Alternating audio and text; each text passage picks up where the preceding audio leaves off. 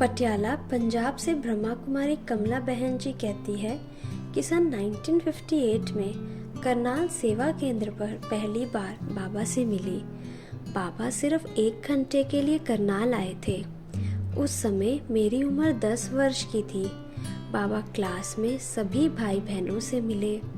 मैं भी बाबा को देखती रही, लेकिन कुछ समझ में नहीं आया, परंतु देखते ही ऐसा लगा कि मन को खींचने वाली न्यारी और प्यारी हस्ती जरूर है। घर में बंधन भी बहुत थे, परंतु बाबा की पहली ही झलक से इतना आकर्षण बढ़ गया कि नैनों से आंसू आ गए। बैठे बैठे मुझे ऐसा लगा जैसे कोई फरिश्ता आया और गया। इससे और ही मिलन की तड़प बढ़ गई। जब मधुबन आई तो झोंपड़ी में बाबा से बहुत समीपता से मिलन हुआ।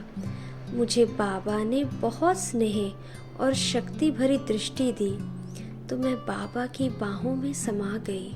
मुझे ऐसा अनुभव हुआ कि 15 वर्षों के बंधनों और संघर्षों से थकी हुई आत्मा तन मन का विश्राम पाकर एकदम हल्की हो गई। प्यारे बाबा ने अपनी अलौकिक शीतल गोदी में समाते हुए बोला, आओ मेरी बहादुर बच्ची आओ। आगे कहा, तुम्हें बहती गंगा बनना है। मैं सोचने लगी कि ये कैसे होगा, परंतु तुरंत बाबा ने कहा, अगर तुम सोचती रहेगी तो मैं भी सोचकर वर्षा दूंगा। मैं बहुत डरपोक थी। पिताजी से छुट्टी लेने की हिम्मत नहीं होती थी। उनका ही बंधन बहुत कड़ा था। मेरा पूरा लक्ष्य सेवा में समर्पित होने का ही था, परंतु ये कैसे होगा, कब होगा, सोचती रह जाती थी।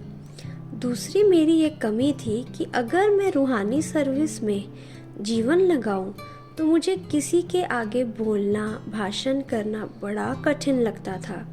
लेकिन कुछ दिन बाबा के सानिध्य में रहने से निर्भय और निश्चिंत बाप ने मुझे निर्भय बना दिया और इन वरदानों ने मेरे स्वप्न को बहुत जल्दी साकार कर मुझे निश्चिंत बना दिया।